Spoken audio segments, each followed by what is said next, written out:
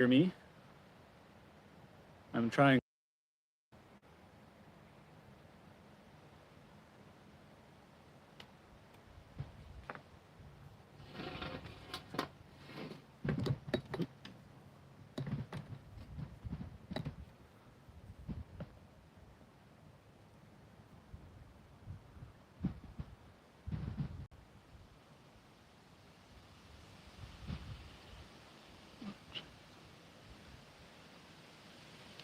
So, testing 1, 2, 3. Can you hear me?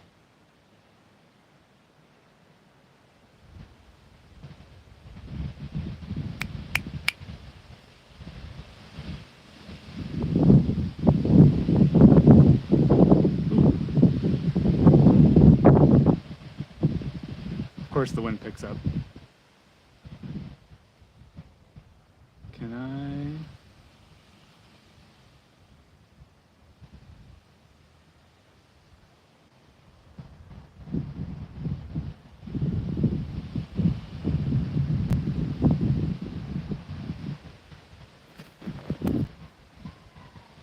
Okay, testing 1, 2, 3. You can see me, but can you hear me now? I had my other mic plugged in because I'm out in a surprisingly windy day here, and I'm wondering if I need to move inside and start over again.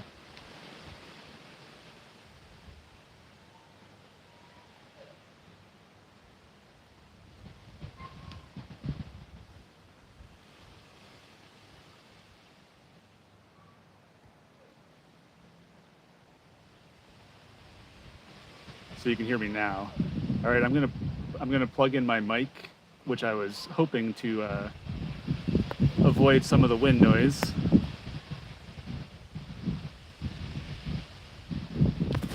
So I'm gonna plug in my other mic in 3, 2, 1. Can you hear me now? I'm saying, if you can hear me, can you say 5 by 5?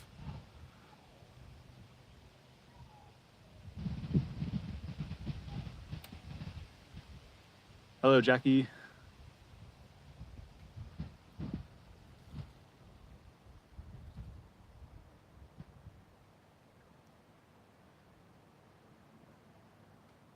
Okay, great. Thank you. I'm using my external mic plugged into my phone right now, which hopefully is what's picking up. I don't know if it's my phone still. If the wind noise gets really bad, I can move inside, but I wanted to be outside so we can look at these in the sun. And let's see. So before we get into that, I'll move those aside. So I went to the Spectrum mine down outside of Plush, Oregon this last weekend with a couple members of my rock club, Vincent and Lisa.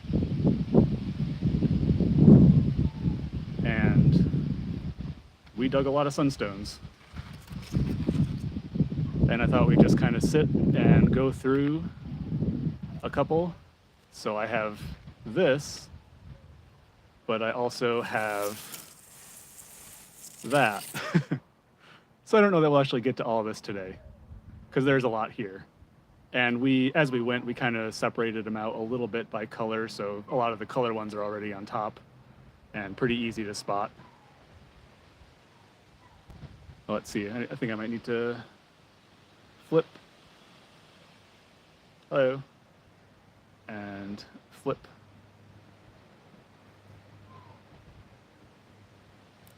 So these are separated into two piles because on the right side, this is what Morgan and I dug from a pit, or not a pit, sorry. This is what Morgan and I got from a pile that we bought. Hello, Delilah and Cynthia. So this was, we split a pile, which was 225 with the other two members that went down with us. So Morgan and I got a little more than half probably of the pile.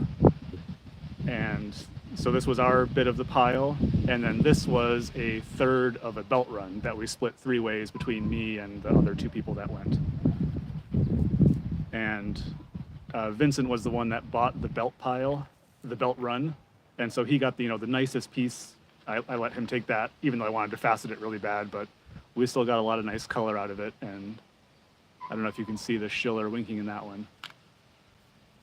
But apart from the colored ones, the way to look at it is to dunk them in water to see the colors and the fractures and all that really pop, and especially with the schiller. There's a lot of schiller in here that's hard to see. And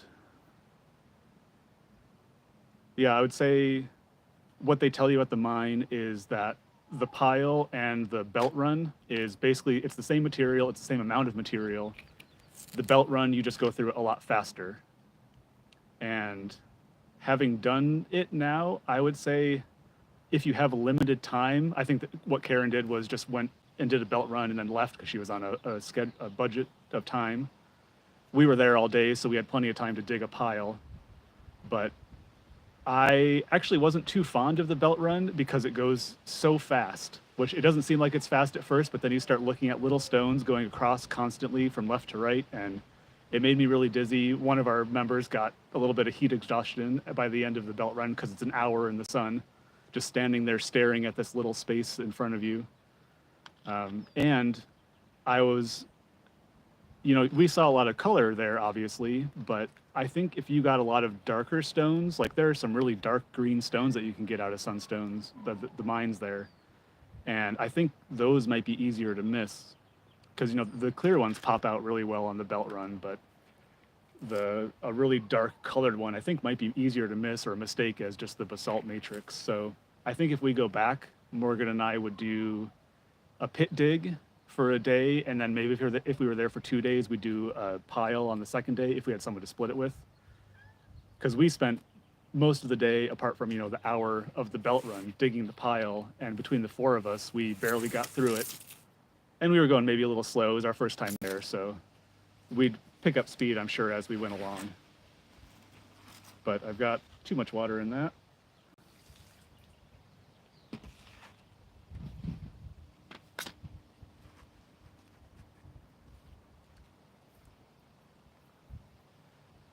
And I put a couple of stones in here just to make sure that I could get a good feel for what I'm doing here. Yeah, you can split the cost as long as you're okay with how you're going to split it up. We weren't sure how we were going to split the belt run until after the fact, which made for a little bit of slow negotiation, but we decided the best way to do it was to separate out all the good stuff, like all the ones that we could see with color, and then some of the ones with, like this one has a little bit of schiller in it, I think. So we did a pile of color, a pile of schiller, and then it's like some big stones, and then all the small stones, and we just kind of went round robin style. Yeah, one for me, one for you, one for Lisa, and then we went around until all the good ones were taken, and then we just kind of split up the small stones by just a blind pour, which was fair, I think, overall. And we all still got a lot of nice colored stones, which I can just put a lot of those in here right now to kick things off.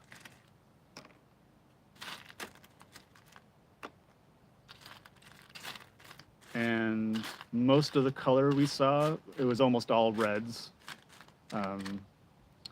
There is a pit that does a lot of greens. The Poker Gym pit, I think or their more expensive pit, which is I think closer to $200 per day to dig. Yeah, this is most of the color that we got out of the belt run. And so this is only a third of the, yeah, we're all friends. If don't go with it, don't try to split it up with a stranger. This was a third of the colored material that we got. So there was a lot of color. Obviously there's, another couple parcels there. And there's this one has a really nice thing of schiller, which you can see, I think that, yeah, flashing in the sun there. So I'm just going to kind of go through and separate them out by, I got to move this out into the sun again. I'm on the margin.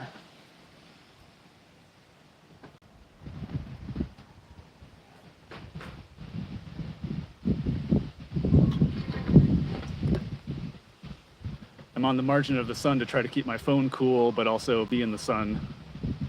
And so I'm under a little overhang that the sun keeps moving. But I guess we can spend a little bit of time on the colored material. And that's a faint one there in the middle. So that'll cut a smaller stone that's colored.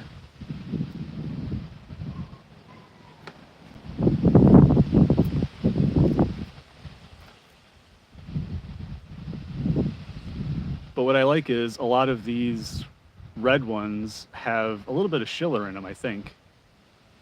Or at least a little bit of more reflective axes. Like if I look at it there, I can't really see, yeah, I think you can see it there. It's kind of winking in the sun a little bit more along that orientation. And then it's one of those things where as you rotate it changes color, which I'm sure everybody here knows if you've watched Karen's live recently. She also went to like I said, she went to Spectrum Mine and got a lot of nice material there as well. Oop,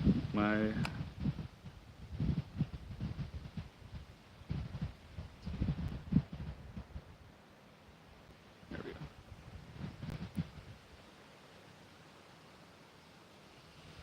Live chat. Hello, Karen.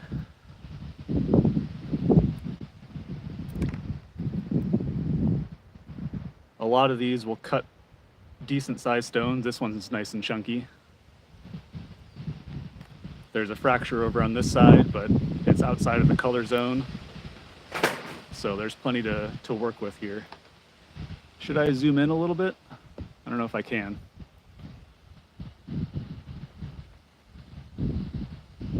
There's a little bit.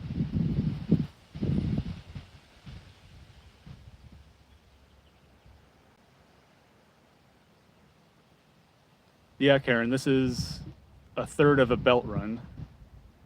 I split it with two other people there, and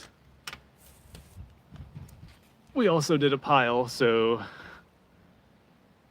this is our Morgan and my pile spoils, and then our third of the belt run is in the other box.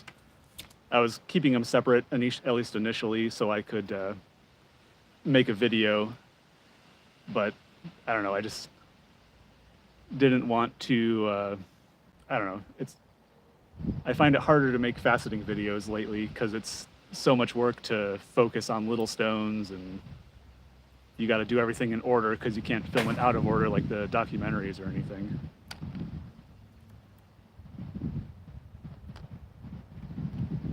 So that's just a small colorless one.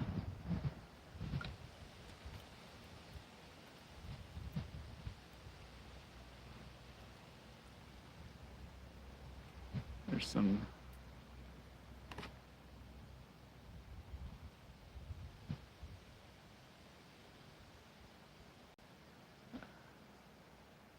Is that schiller coming across in the camera? Trying to find, where did it go? There it is. Right there a little bit. So that's schiller.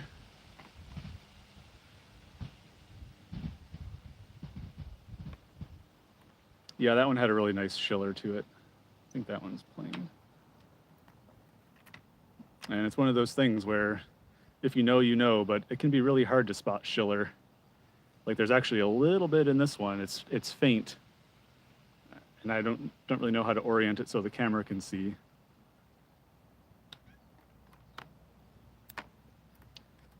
But as we went on and got more and more material, we started ignoring some of the really small stones.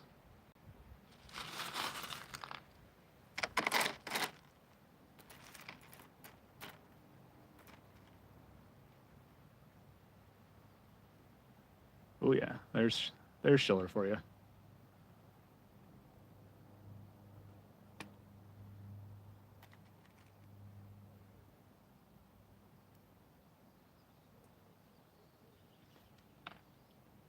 Yeah, Karen, that's why I'm outside, even though it's kind of a windy day here.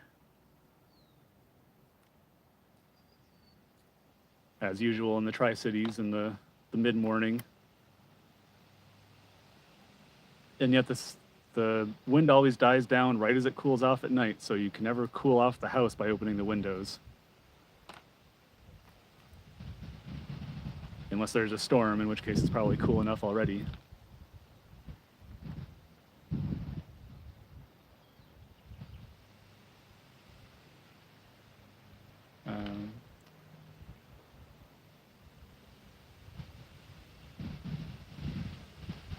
So when Morgan and I went, it was not the best organized trip.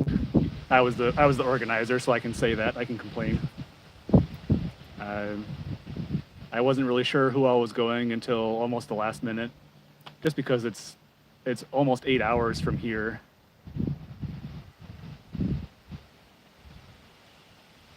Lots of clears. And one of our members unfortunately had a health emergency that they had to stay back for, or a family medical thing. They're okay.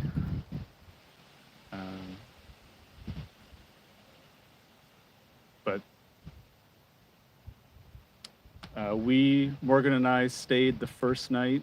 We drove down Friday and dug on Saturday, and we stayed at the public digging area. We just put up our tent basically in the gravel parking lot there because we didn't want to go out into where the dirt was, where all the red ants were. There's so many red ant piles everywhere. And we also had an air mattress to make things a little easier on us. Let's see, I think I'm blocking a lot of the light there, so we'll try left-handed for a little bit. I'm not seeing too much schiller. It was windy, so it was annoying to set up the tent, and we ended up setting it up behind the car. Actually, is there a little schiller in there?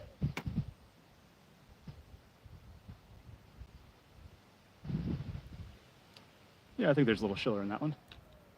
So we set up the tent right behind the car to block the wind, which was a good thing because it was windy for a lot of the evening until it got cool. And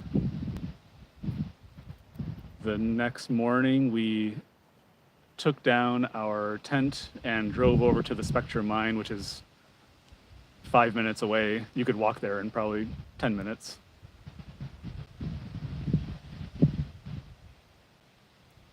And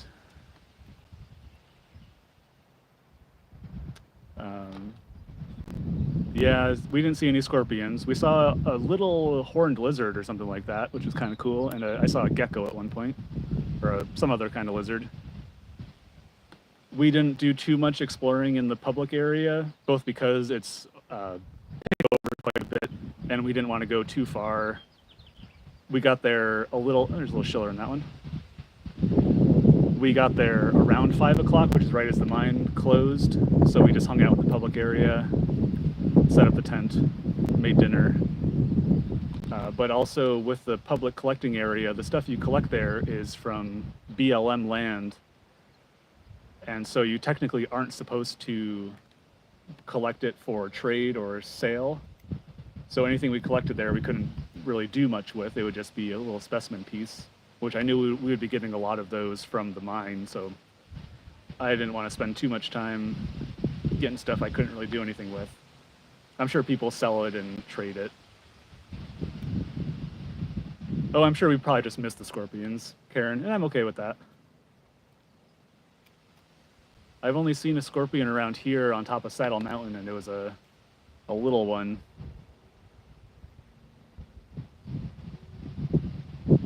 Man, lots of clears. I'm probably missing some schiller too as I'm talking, but the whole reason for this was just to kind of kill some time, doing something I'd be doing anyway, but I don't think anybody else is really going to be going live. And I'm going to go until my phone runs out of battery, which is probably going to be in like 20 minutes because it's Google Pixel 5 does not have the best battery life when recording or streaming.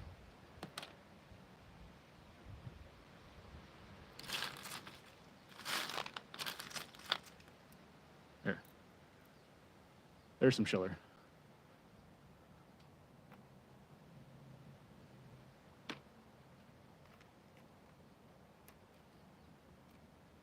So we spent the day, we got there right as the mine opened at 9 a.m., even although we were still like 7th in line. But fortunately, one of our members had been there, was there early enough. So there's some schiller on the end of this one, which is actually okay. Hello, Douglas. Because I can, if I facet it this way, the schiller will actually be a little bit off axis and will reflect along the pavilion. And if I facet it, I don't like to facet it with the schiller face up for the most part,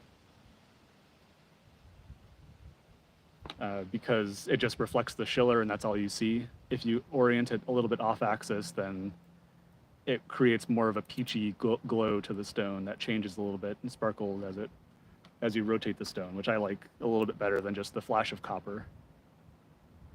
Actually, there's a little bit of color in that one, right there.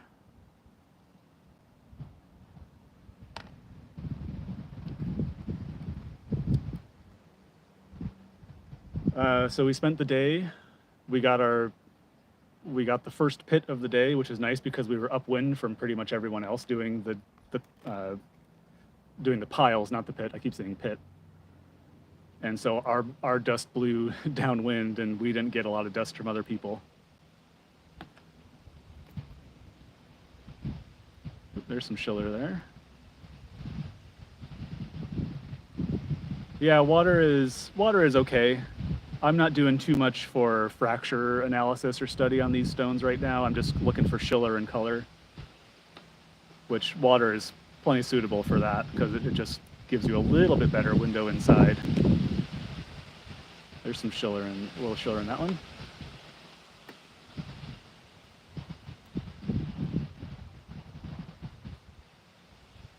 Wintergreen oil is a good non-toxic alternative to some of the other refractive liquids that you can use. And some of these small ones I'm just going to put aside. Actually, I should probably keep those. I should probably be separating out some of these small ones and just put them in their own bucket over there. Oh, I didn't see that one. That was hiding in the corner. That's a nice little spot of color.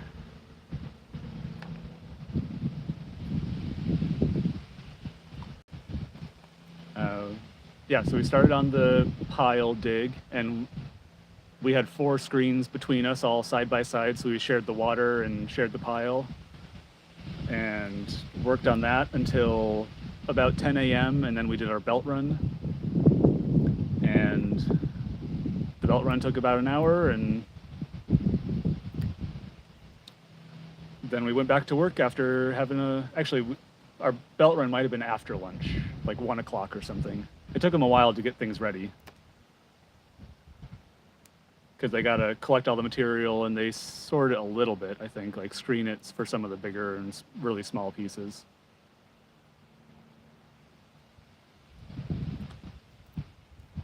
And if you go, one of our members had a dog that it was a well-behaved dog,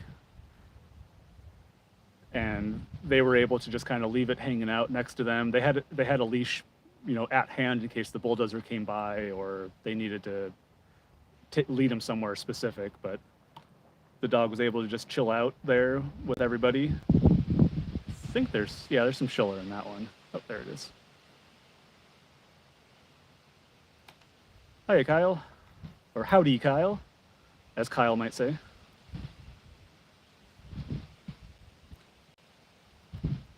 A lot of clears.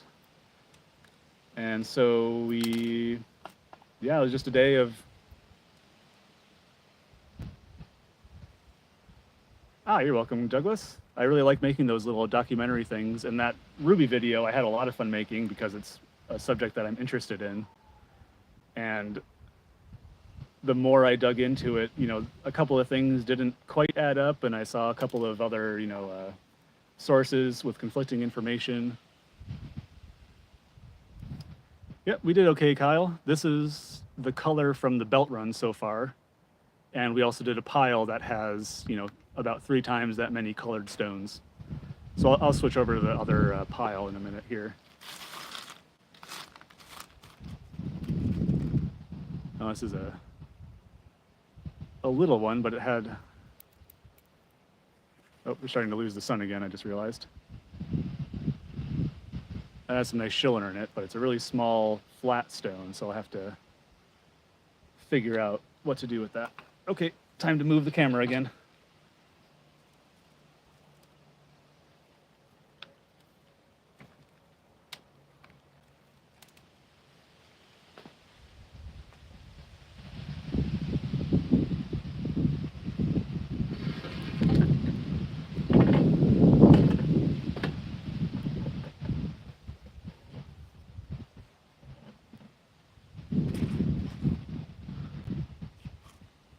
Okay, just one more in there. Yeah, so that was some of the belt run. And as I was saying, the belt run is just the same thing as a pile. You just go through it about 8 times faster. So it only takes you an hour instead of 8 hours. And so we're going to do a pile with a lot of color from the dig, a pile from the pile. And I think you can see the color immediately there. And I'll put in this is the biggest colored piece, which has a pretty good green rim around it.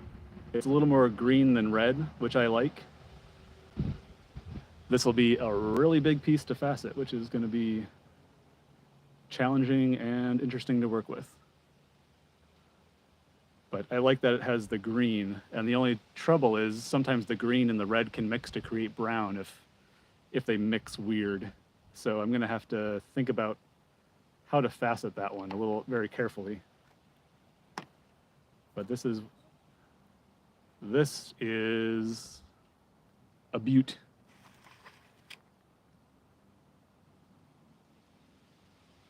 It's so dark, I don't know how to get it so that the color really shows up appropriately here. Yeah, I think I just made that worse.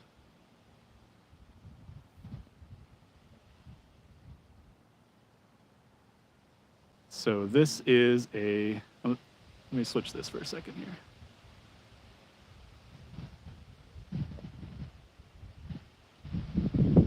This is a super rich red.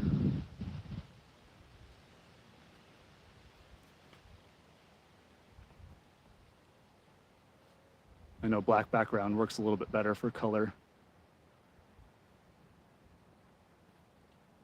And yeah, there's a little bit of a tinge of green over on this side. Hello, Spooky and Jennifer. Maybe I'll put it back in the water and get out of the sun, I guess. And I really like that these reds have a little bit of schiller to them, where all of that is just such a rich red. Just fun to look at.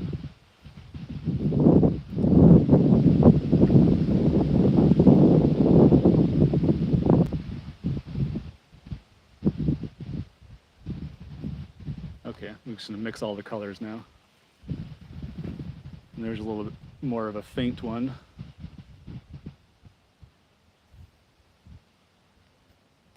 So I don't remember if Morgan or I found this. This is our pile run, so these are ones that Morgan and I sifted from the pile ourselves. And with the pile one, we just split that by whatever you found, you kept. So Morgan and I got a little bit more material, so we paid a little bit more of our share of the pile.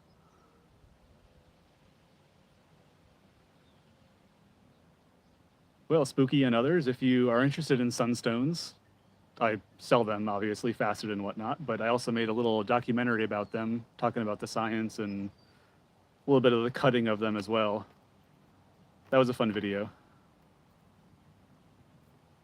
Hopefully informative to people, too. And Emily Cahoon, Dr. Cahoon was supposed to. We had originally planned on her coming with us to go to the mine, but unfortunately, due to scheduling and the issues of having to organize something for a club that's kind of a juggernaut to get going, I had to schedule it really far in advance, and she just had scheduling conflicts and wasn't able to go. So hopefully we'll be able to meet up with her at some point doing something else.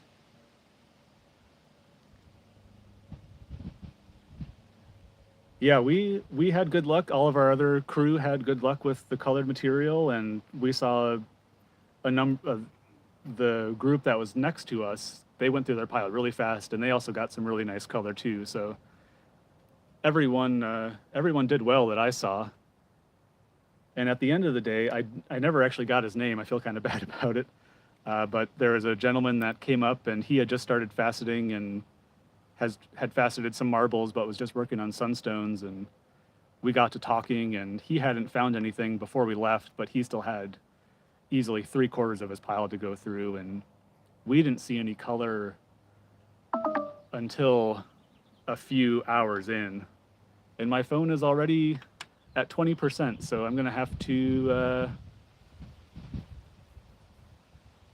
figure something out here. I could plug it in, but then we're gonna go to the phone audio, which may be a little worse in the wind here. So if you'll give me a second, I'll do that, and I'll leave you with the colored material to ooh and ah over here. Yeah, I'll be right back with yeah.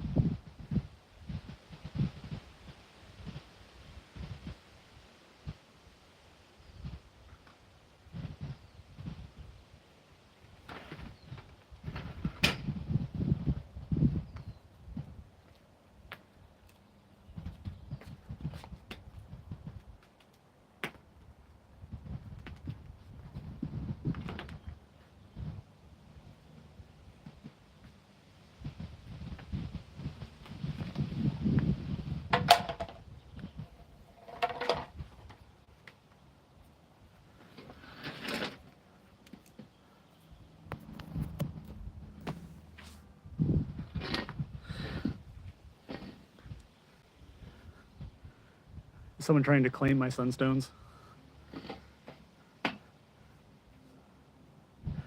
Okay, we have power now. Sorry if the audio gets a lot worse. I don't really have a good...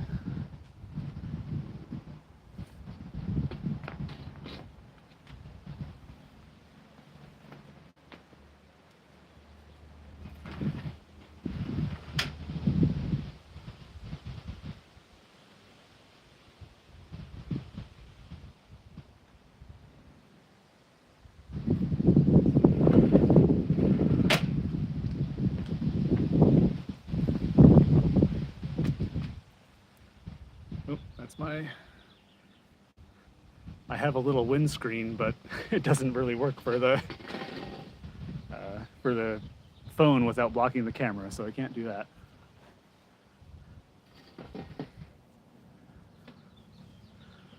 Okay, so that's the color that we've got so far. I'd say that's the majority of it, but certainly not all of it. Let's just see if we can find some color. So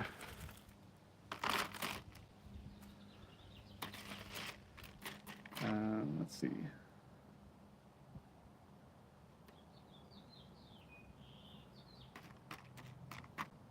Oh, there's some matrix. And I definitely collected a few matrix pieces that had some sunstones on it just to get the context of how they form, and now that there's schiller on there. Where did he go? I think it was this piece.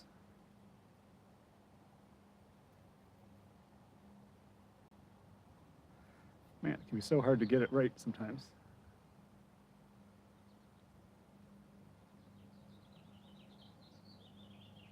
It's definitely there. Yeah, there we go.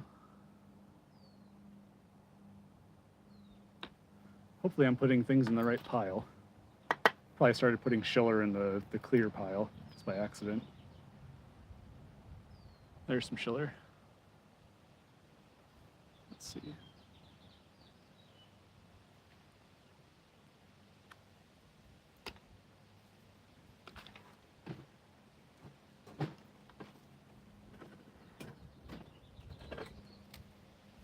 Got to move into the sun again.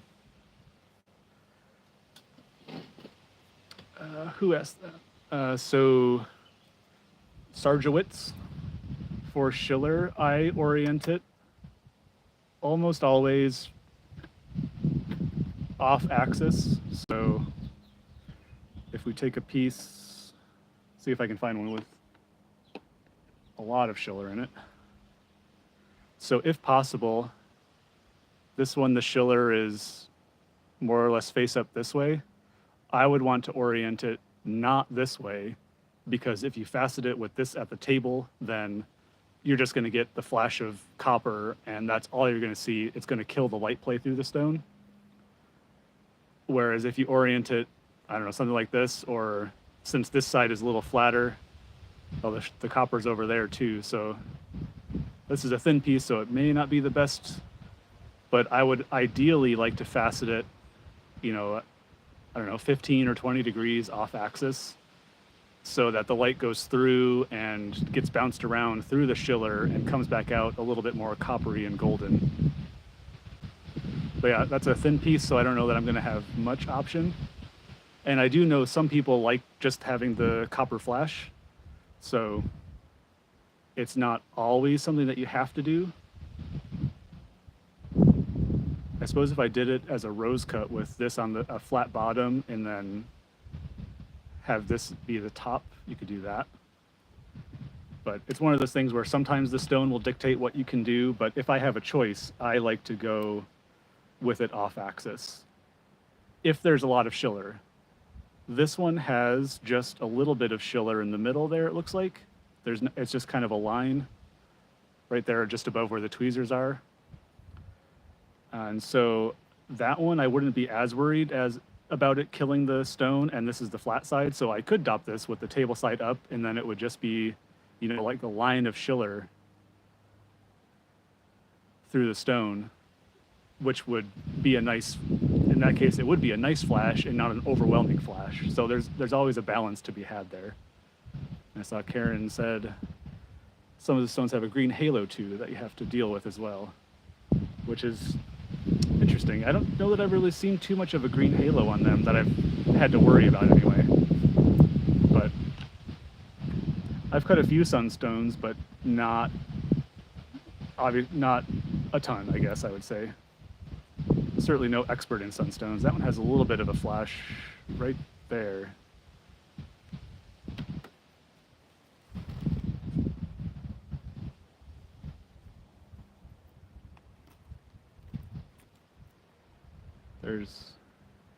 And yeah, it's one of those things where the schiller, there's no rhyme or reason to where it's going to be oriented relative to the stone dimensions or orientation. In this case, it's flat side relative to, sort of parallel to this fracture here, but that's just the way that the stone broke because they fragment like crazy.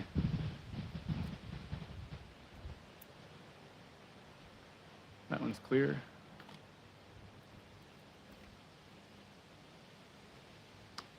And this one is it's pretty chunked up, so it's probably not going to cut a good stone.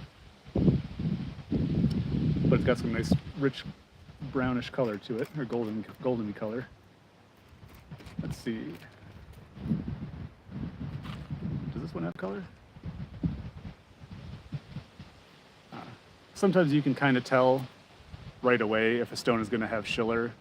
This one I saw a little bit of kind of that coppery glow to it, even though it was still pretty dirty and rough. Different colors like green pit.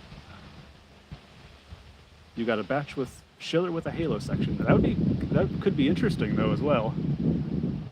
The green, yeah, the green can be tricky to work with, I think, because it can muddy the waters relatively quickly.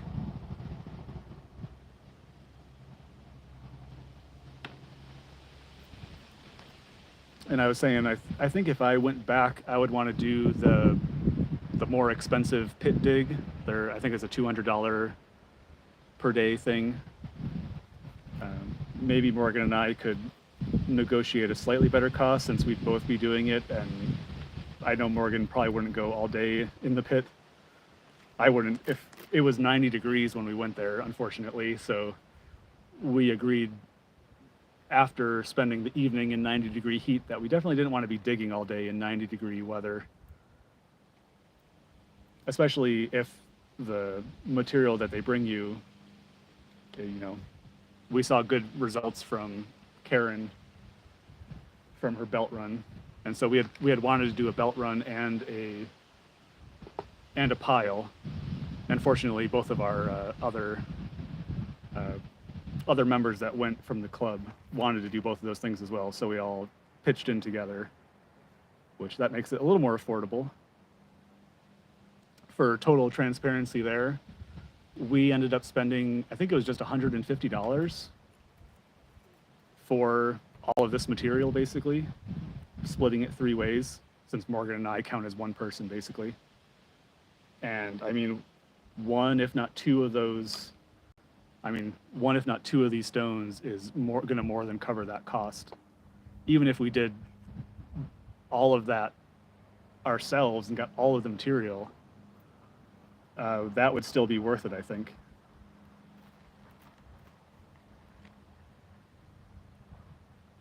Yeah, I'm glad we did get the material that we got. If it wasn't worth the time, I would definitely say so. But the other question is, we'd probably go back to Spectrum again. We liked their facilities. We didn't use them, but they had showers, and they did have flushing toilets and a bathroom with like running water and a sink, which is nice. There's a little bit of schiller in that one.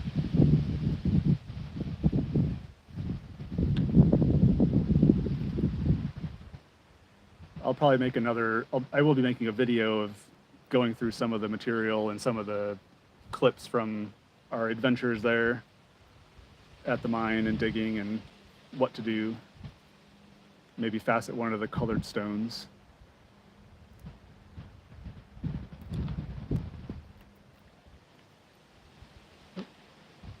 And so at the end of the day, we were hot and muddy and very tired, and so we wound up driving to Burns, which is about 2.5 hours away from the mines, because the mines close at 5, so we were done and ready to leave by then anyway.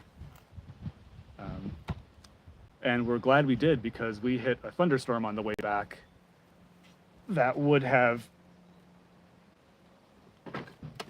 definitely gone over. I think we looked at the radar, and I'm pretty sure it went over where we would have been camping.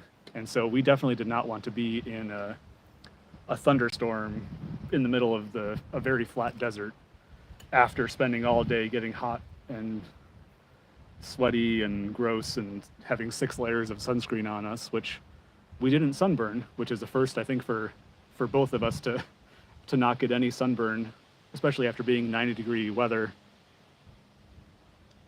Oh yeah, I didn't even think about the mud, Karen, but yeah, that would be, well, it was gravelly. Yeah, I could see it being a problem. I definitely would have had to gone a lot slower than I did on the way out, because we were making tracks out of there. We were both ready to be there. But then, of course, by the time we got to Burns, or we stayed in Hines technically, which is 2 minutes away from Burns. That's just a really golden-y one. The thunderstorm was right over our hotel, so we didn't want to take a shower right away. So we had to just sit there in dirty clothes and try to cool off in the AC for a little bit, waiting for it to pass. Fortunately, it didn't. It passed by like 8 o'clock, so we were able to eventually take a shower.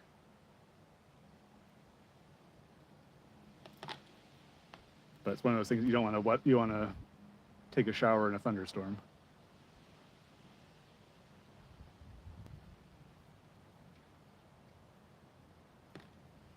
Let's see. A lot of those ones are small. Probably not worth sorting all of them.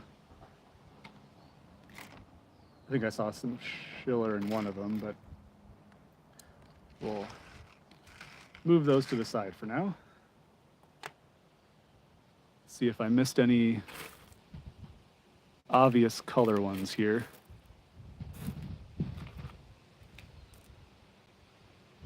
Oh. There's one.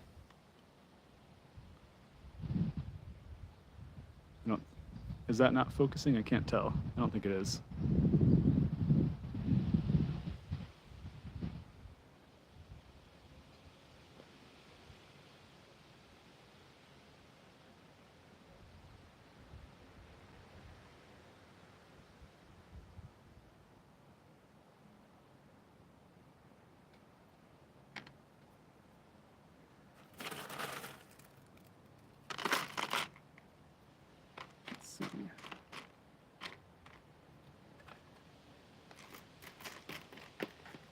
I thought about it. I probably should have washed these before doing this live, just so they were a little cleaner, so that water didn't get as muddy.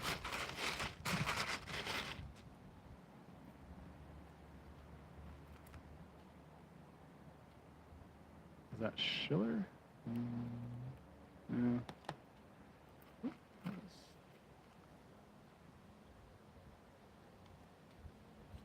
Oh, what am I?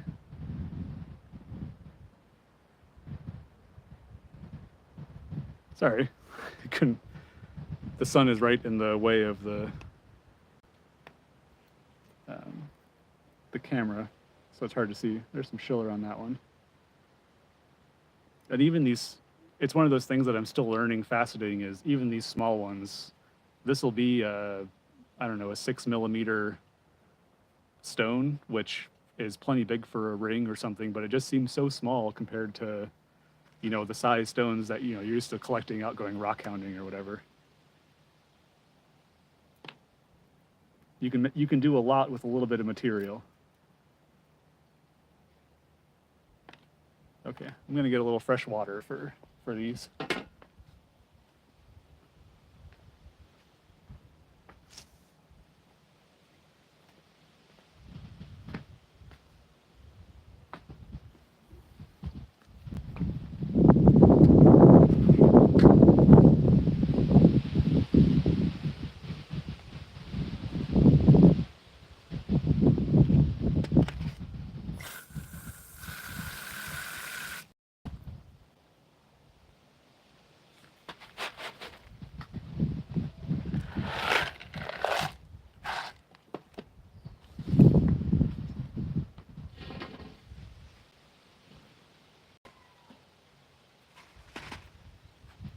Let's see, does anybody see any color? I think I got most of it from what we had. Might be schiller, there's some schiller there.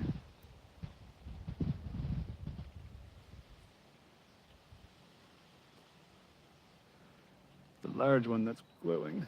This one? That's a nice big clear piece.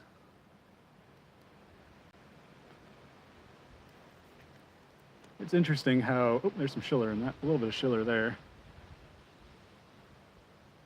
Oh, nope, not that one.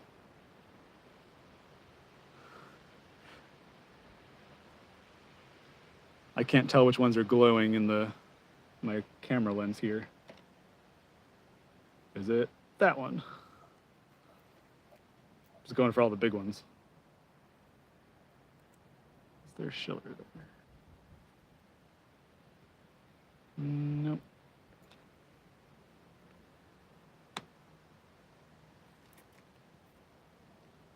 The one that looks dark. Oh, this one here? That one looks a little dark. That's got a little bit of a crust on the underside. It's got a few fractures on the inside, so that would cut a little bit of a smaller stone.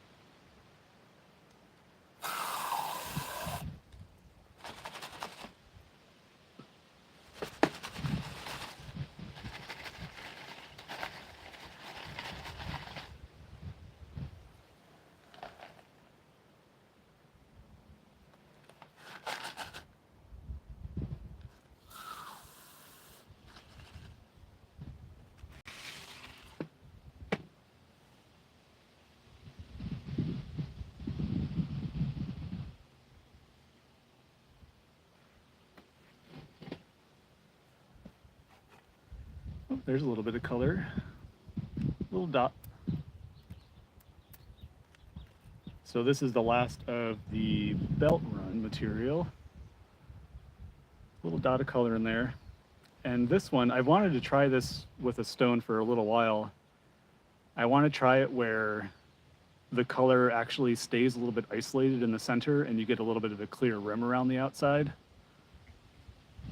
Where I know, the thing is to get the stone where it floods the whole stone with color, but with something small like that, I think actually having it as be a little accent color would be pretty neat. And there's some cuts that can do that. Who asked that? Was that Jack? Oh, Melissa. So Melissa, the color is, as far as I know, copper. Like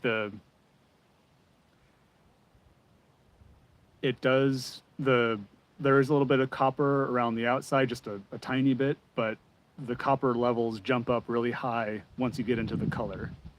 I'm pretty sure that's established. The questionable thing that I talked about with Emily was what causes the green around the outside, where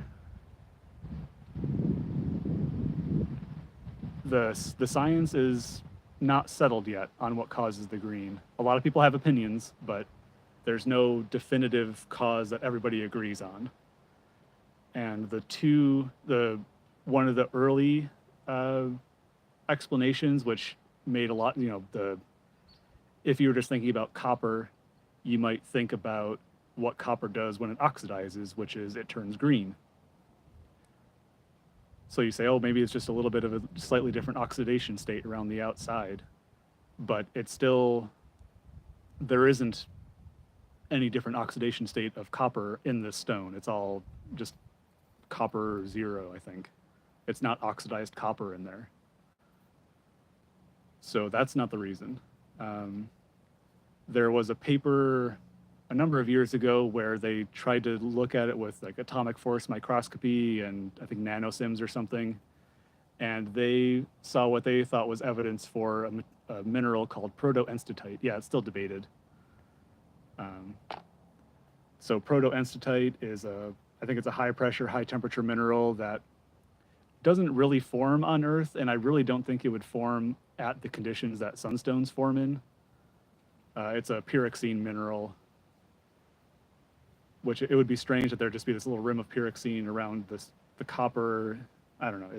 It doesn't quite jive with me, and I don't think Emily is on board with that either in terms of it being the definitive cause.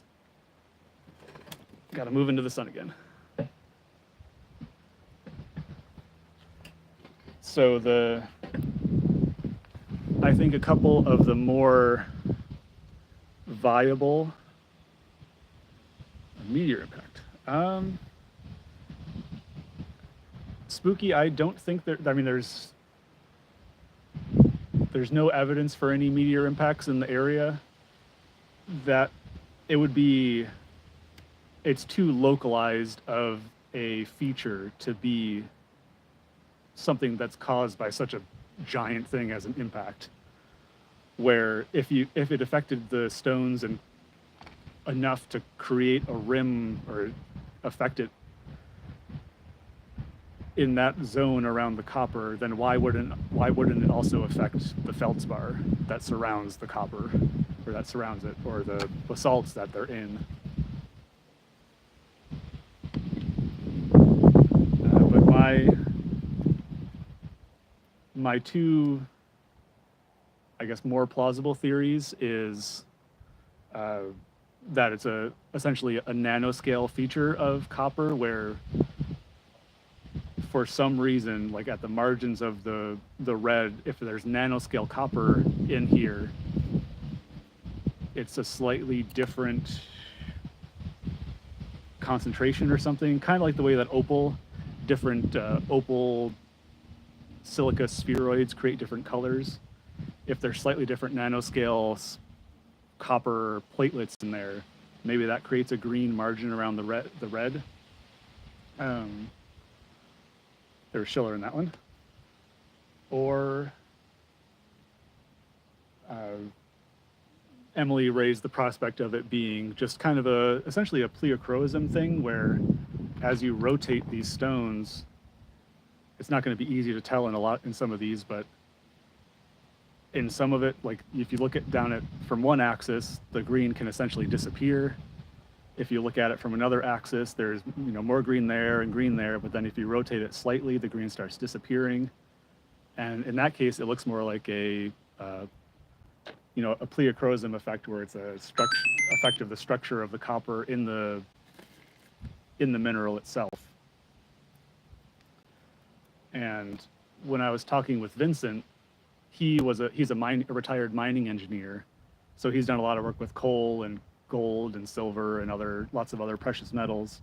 And he said it looked to him a lot like I guess with gold, disseminated gold can have kind of a red rim around it, or a green rim around it, which I haven't looked at gold enough to know what that actually entails, but that could be interesting.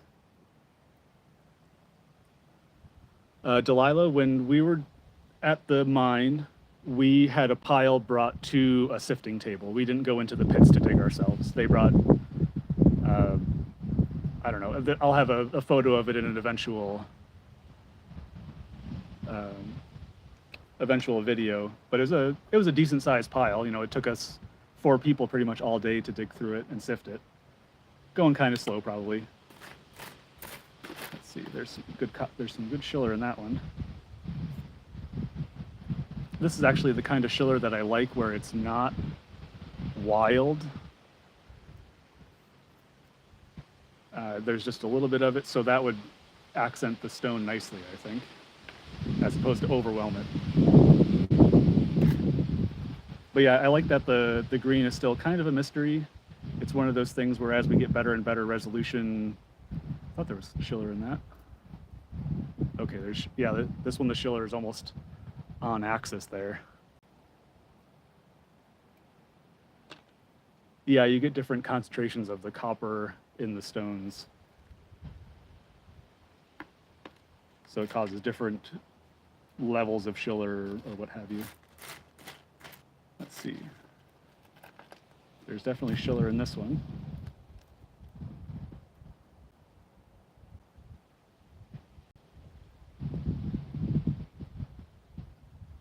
If I can get it.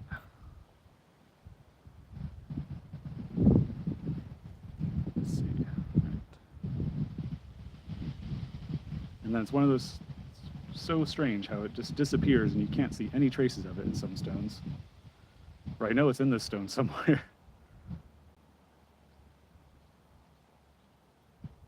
Delilah, no, it does not change in the sun, as far as I know. I guess I haven't tested it, so I can't say for certain, but I have never heard of that happening. The sunstones themselves are fairly clear. Like there's a little bit of a yellowish tinge to them just because of a little bit of iron staining on the outside, but if you were to facet them, they're kind of a peachy golden color. And I think the cause of the color, both in them and the red and the green, are structural, where they're not going to change. whereas some of the topaz causes of color are like void defects and other things that can be affected by UV radiation, and that's why they go clear, because the sun essentially heals the defects over time. There's a little bit of schiller in that one.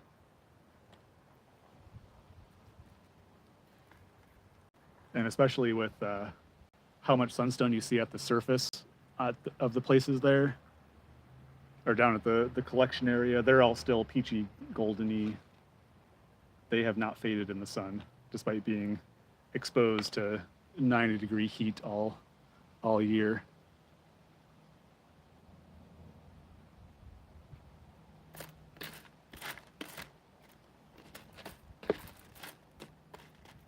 Let's see. So no more color in there. Probably, I think that one has schiller. A little bit of schiller.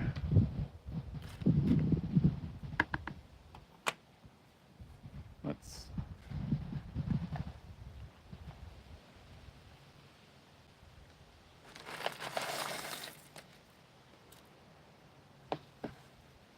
So we'll put some more. This is our self-dug pile. So this is some of the matrix that the sunstones are found in: basalt, vesicular basalt. That's not a great piece. The other ones are inside.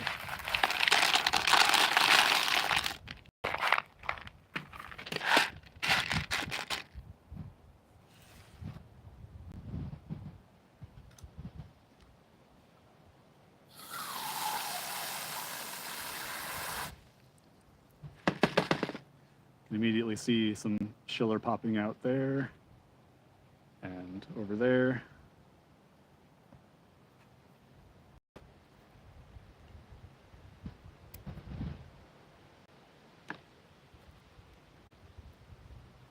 It's a little one.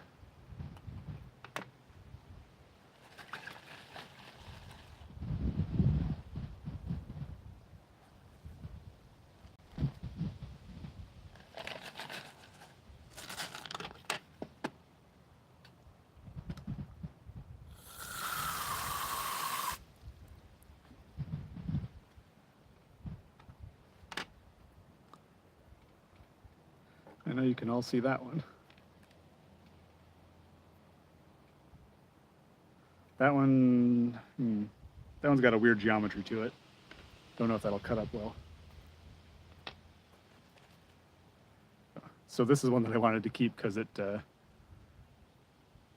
got the basalt on one side and a giant crystal on the other side. That's about half and half.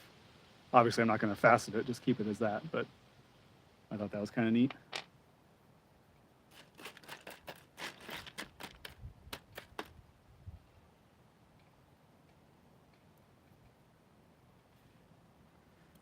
So this one looks fun. You can see the schiller in there as several separate lines. It's not a plane of schiller, it is a interesting disseminated, both vertical and horizontal through the stone. Yeah, stripy. That's a more appropriate word for it. So if that doesn't have too many fractures, that would be a cool one to facet. And there's a nice big, as opposed to this one, which is a sheer plane of schiller in there.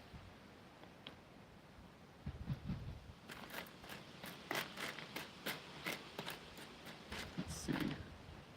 Yeah, there's actually quite a bit of schiller, which I thought there was some in that. I guess I'm kind of surprised about, but also grateful for. I'll put that one to the side.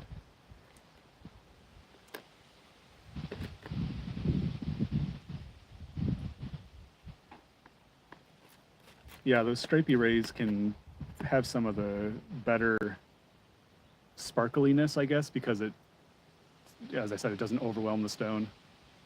I think this might be the last stone that I found after digging all day. It was just kind of embedded in the ground, And that's one thing you want to do if you go there is after you're done with your pile, just bend down and take a look around the ground, because sometimes things get smooshed into the dirt. And I think there might be a fracture right there, unfortunately. But that was a big chunky stone that I was happy to find as a sort of parting gift from the Sunstone gods.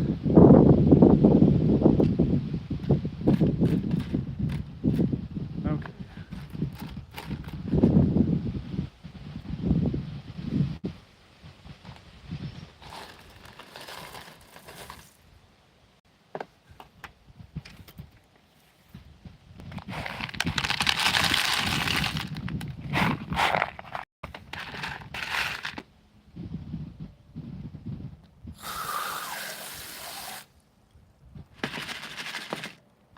See any schiller jump out? No.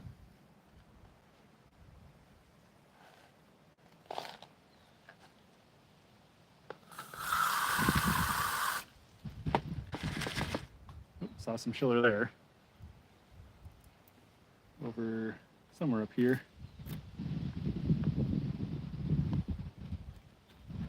That one. Definitely has it in there.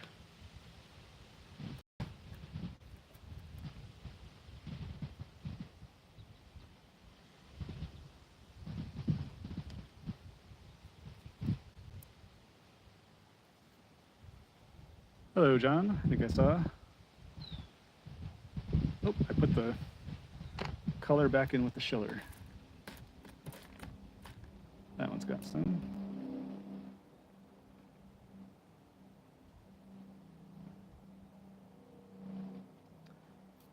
Pretty sure I saw it. I'm going to trust that I saw it. I just realized we're kind of losing the light again over here. Gotta move. That's why it's getting harder to see, I think.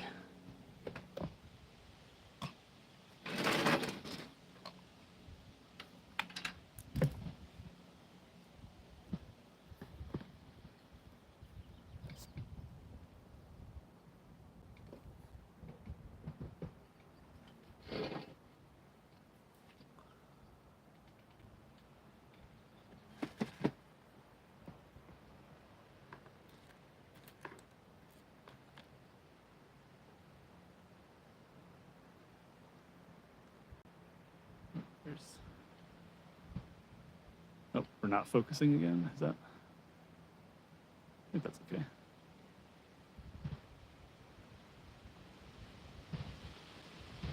Yeah, John, this was just an impromptu. I thought about doing it last night, and I'm probably going to stop kind of soon, both because I'm running out of color, and it's getting warm in the sun. I'm going to get a sunburn sorting sunstones rather than collecting them. But I don't. Still getting some good schiller in there, though. Where was I going with that? Oh yeah, I still have to fix a sprinkler that is broken and leaking in the sprinkler box. So I have to fix that so I can turn the water back on, because it's 90 degrees here and has been for the last several days. And my yard does not like not having water.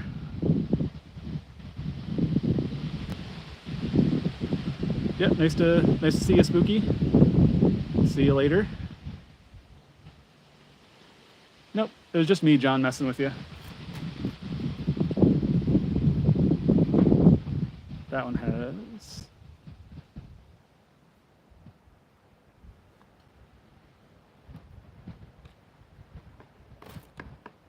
Yeah, I'm getting a lot of schiller, which is nice. Kind of frustrating because it's kind of like the collecting the small sunstones. You can just keep picking them as long as you want to, and we did the whole thing where you. So this is. It feels like I've gotten a lot more, but that's all schiller in there.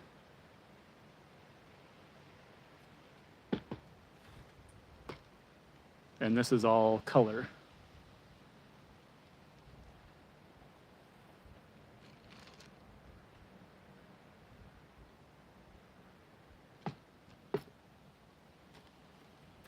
And then, of course, 90% of it is going to be clear. And yeah, we would do the thing where after you sift and try to find what you can see, obviously, you lift up the sifter and look at it from underneath into the sun. And every time there would be, just it would be dotted with little sunstones. And towards the end of the day, you started to wonder, well, do I really want to see if that's actually something I want to collect, or is it going to be something this size that I can't really do anything with? So towards the end of the day, I started ignoring some of those, I have to admit. I think Morgan did too, because we were both kind of done. That's clear. Ooh, is there color in that one? There is.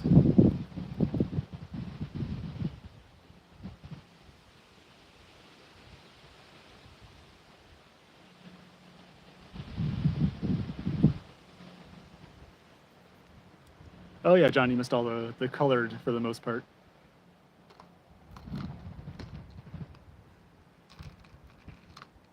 I'm pretty sure Morgan found this one, this butte.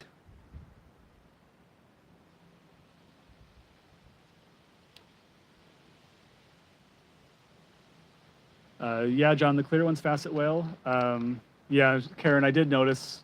That's why I did keep going for the most part with getting all the stones that I could, because it was one of those things where you never know. And a few times I thought something was tiny and it wound up being larger than I had expected it to be. So it's one of those things where, yeah, it's kind of annoying at the end of the day, but for the most part, I still got all the small ones just because, but I started complaining more about it.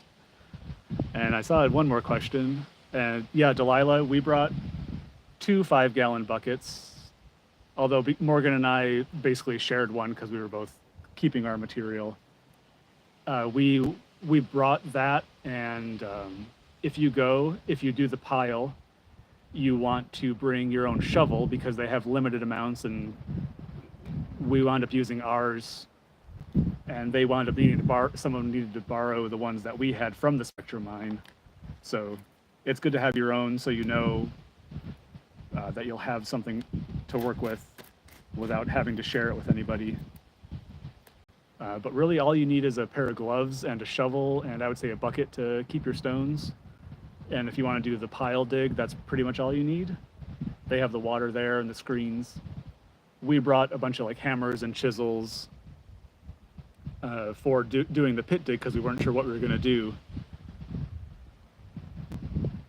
See you later, Jennifer. Thanks for stopping by.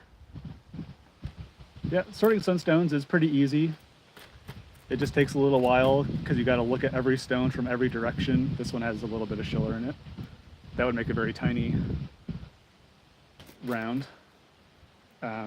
Yeah, we brought a bunch of tools because we weren't sure if we were going to do a pit dig, which we wound up not doing. But we did end up we got some obsidian from a site on the way there, so we used it a little bit.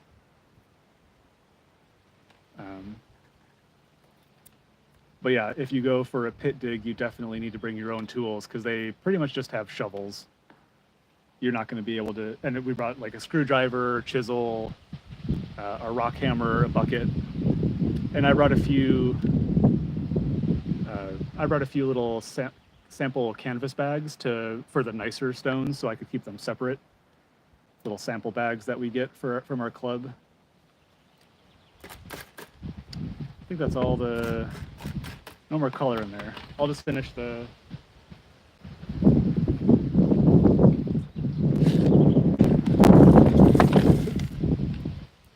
Yeah, it's getting a little windy.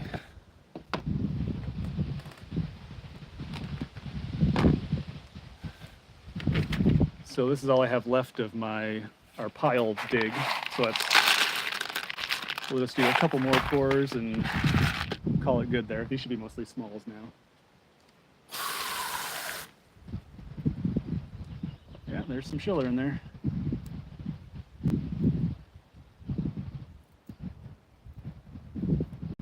Delilah, we had water from the mine that was for spraying on the stones. If you are talking about water that you would drink or use elsewhere, you need to bring your own because they have it's very limited down there. So we brought a 12 pack of water and two 1 gallon jugs of water, and we wound up using almost all of that, as well as several Gatorades and water bottles that we had packed beforehand. We drank a lot of water because it was 90 degrees and we were doing work in the sun. And we did not want to get heat exhaustion, or Morgan gets headaches if she gets too dehydrated. But definitely bring lots and lots of water and other drinks. May have had a libation or two after to take the edge off.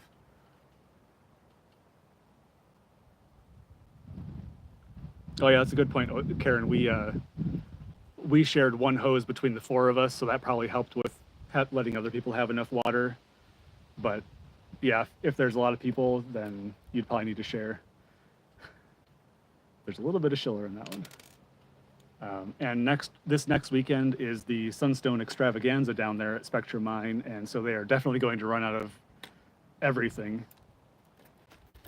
You're not gonna be able to turn left or right without hitting someone, I think. We probably had a dozen or so people total there in the morning when we started, not in our group, but just at the mine. And even that, it took about 30 to 45 minutes between when we checked in and when we actually got started digging. So if there's a lot of people there, you could be waiting for a while to even get started, which I understand. It's a small operation where they got to make sure everyone knows what they're doing, and you read a little safety brief. But yeah, I briefly contemplated going for the Sunstone extravaganza, but very quickly remembered that I don't like being around lots of people. And they had well over 100 people last year, maybe 200, I can't remember. I don't know if there was an official number at all that was released. Yeah, no color in there, so we'll rotate it. It's clear. We did not want to be around that many people with very limited facilities and all that.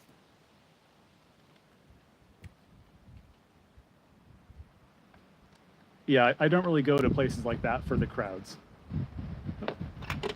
There's a little Schiller one I missed. And even like the whole fee dig situation isn't really what I would necessarily normally do for rock hounding. I've done the garnet dig up in Idaho, but that was, because it's the only place where you can get star garnets. And I really wanted them. Whereas if I was just going out rock hounding, you don't really want to. You go out there for as much for the scenery as anything else.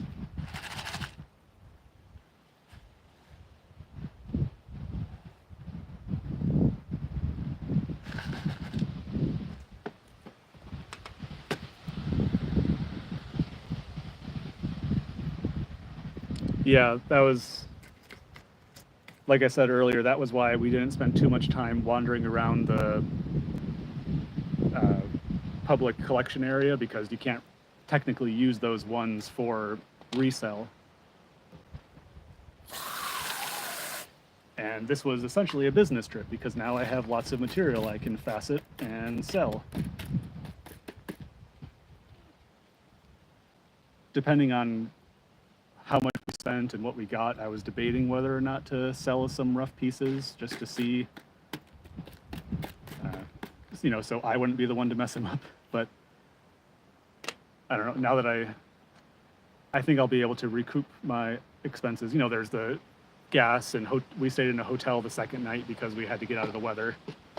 So there were some other expenses that we have to recoup as well. Is there a little, I think there's Schiller in that one. Sometimes the Schiller can kind of look like color from far away. But yeah, as a business trip, this went pretty well, I think. Got lots of material. There's some Schiller in that one.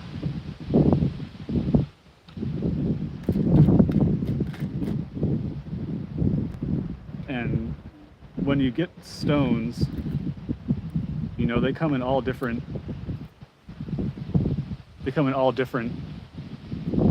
levels of staining or whatnot, from very peachy orange to clear.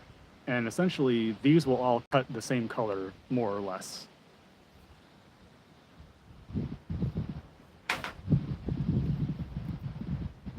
It's the only color on here is when it's staining from the basalt or the dirt matrix and all that. They cut, essentially, it'll be all kind of the champagne-y, peachy color, which is, champagne is kind of one of the things that they're described as.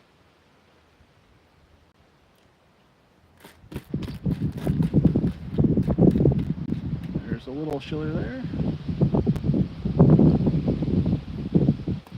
Okay, I think we'll call it there. So I sorted some clears out of there. We'll save the colored for last. Give her some water. So you should be able to see plenty of schiller glinting in the sun there.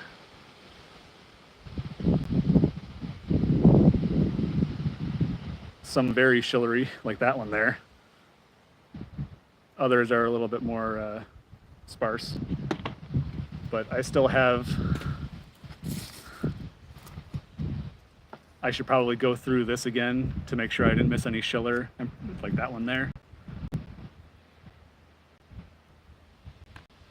There's tons of schiller in here that I didn't get to just because I was talking and didn't want to spend all day doing this. I've been going for almost an hour and a half now. But this is a lot of really nice color. I weighed a couple of these, and like this stone I think is 16 carats, something like that. I think the biggest one might be 20 something carats.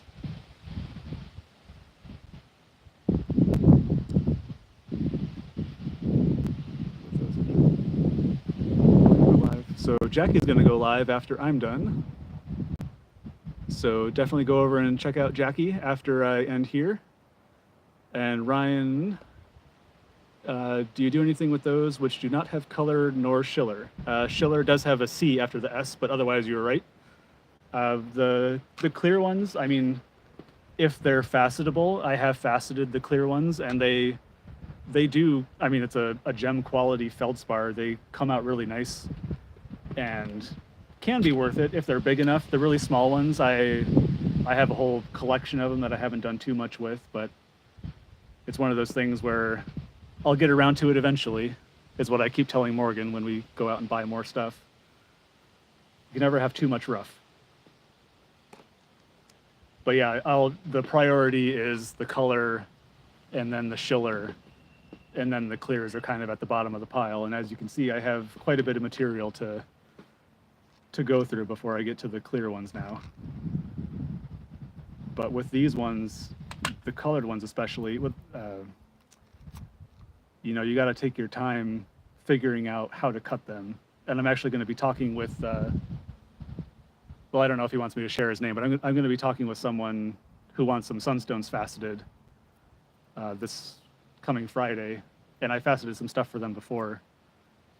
And we're going to talk about, you know, I think how to grade them and what kind of cuts we can get out of them, which is just as much fun for me to plan out how to cut them, how to shape them to try to bring out the best in the color and the quality of the stone.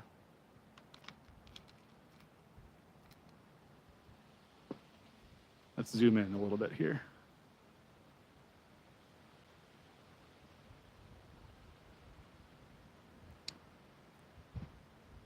Yeah, they're going to wind up being a lot smaller than this when we're all done.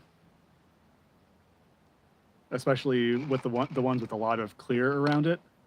If I wanted to cut this for color, I would have to cut down essentially to get only this little bit, which is going to be, that's probably like 8 by 12, maybe 8 by 14. So that's going to be, like a 5 carat stone or something, as opposed to the 25 carat. So that's going to lose, you're going to lose a quarter, or you're going to lose 4/5 of the stone weight easily. Probably more than that, actually. I'm probably being too generous. the blockier ones, you get away with keeping a little more material. All right, see you, Cynthia. I think I'll end it here too, with the hero shot of all the color. I zoomed in a lot, aren't I?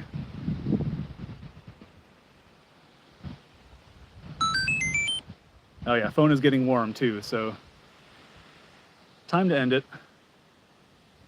Yeah, I think that was the guy that I was talking to at the mine said like, oh, that might be a good shield when I showed him, because you want to share what you find with everybody that's there to give them inspiration to find the next cool little piece of red. All right. We'll end it there. See you later, everybody. Thanks for stopping by, and go check out Jackie's channel for her live of going through some more rocks, because you can never have too many rocks. See you later.